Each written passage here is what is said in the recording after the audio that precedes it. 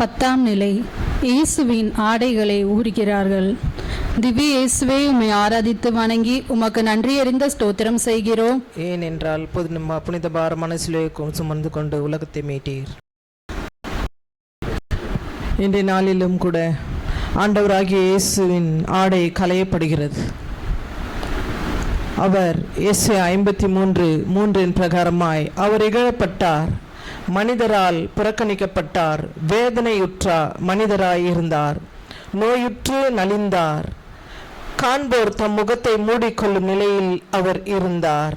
அவர் இழிவுபடுத்தப்பட்டார், அவரை நாம் மதிக்கவில்லை. ஆம், எத்தனையோ சூழ்நிலைகள் மத்தியிலே நாம் ஆண்டவருடைய ஆடையை களையப்படுவது போல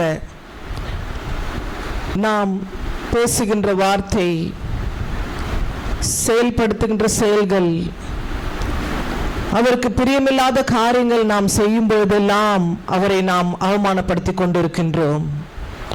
ஒருவன் ஆடையின்றி இருந்தால் எவ்வளவு அவமானத்தோடு இருப்பான் என்று நாம் பார்க்கின்றோம். இன்றைக்கு நாம் மீட்பு பெறும் பொருட்டும், நாம் விடுதலை பெறும் பொருட்டும் அவர் அவமானத்திற்குட்படுகின்றார். நாம் எந்தெந்த சூழ்நிலைகளில் அவரை நாம் அவமானப்படுத்தி கொண்டிருக்கிறோம்? பிறரை ஏளனம் செய்யும் போது அதில் நாம் சந்தோஷப்படுகின்றோமா? நம்முடைய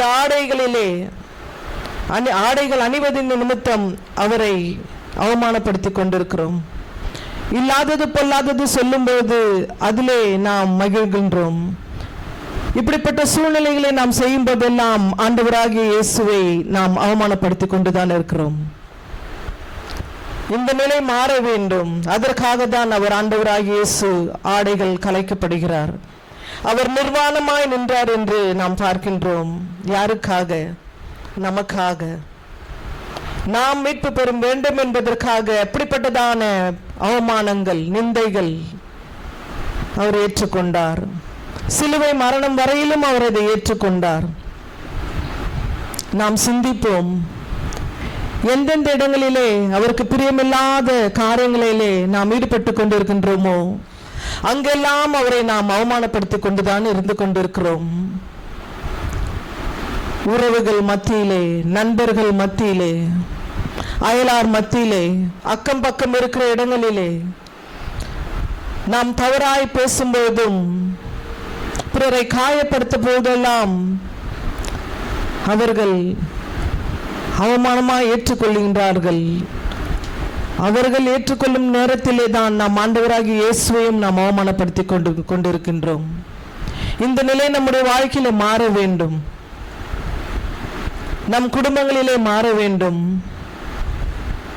சபைகளிலே, சமூகத்திலே இந்த நிலை மாற வேண்டும். நாம் ஆண்டவரோடு இணைந்திருக்கும் பொழுது எப்படிப்பட்டதான அவமானங்கள் நம் வந்தாலும் கூட அவருடைய ஆடையாகிய அவருடைய அபிஷேகத்தை நம்மை மூடி மறைக்கிறவராய் இருக்கிறார்.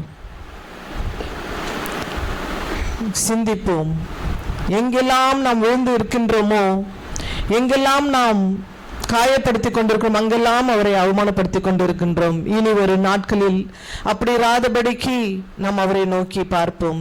ஜெபம். அன்பாண்டவரே, நாங்கள் எந்த நிலையில் இருந்தாலும் எங்களை தேடி வருகிற ஒரே தகப்பன் நீர் மாத்திரமேப்பா. நாங்கள் யாரையாவது காயப்படுத்தி இருந்தாலும், அவமானப்படுத்தி இருந்தாலும் அந்த இடங்களிலெல்லாம் நாங்கள் உண்மையே அவமானப்படுத்தி இருக்கிறோம் சுவாமி. எங்களை நீர் மன்னிப்பீராக. இனி வரும் நாட்களிலே நாங்கள் அப்படி இராதபடிக்கு உம்முடைய பிள்ளைகளாய் நாங்கள் வாழ வரம் தரும் வேண்டி இறைவா உம்மை மன்றாடுகின்றோம். எங்கள் மேல் தயவாயிரும் சுவாமி, எங்கள் மேல் தயவாயிரும். எங்கள் மேல் தயவாயிரும் சுவாமி, எங்கள் மேல் தயவாயிரும். மரித்த விசுவாசிகளின் ஆத்மாக்கள் இறைவனின் இரக்கத்தினால் நித்திய இளைப்பாற்றையை அடைவார்களாக. ஆமென்.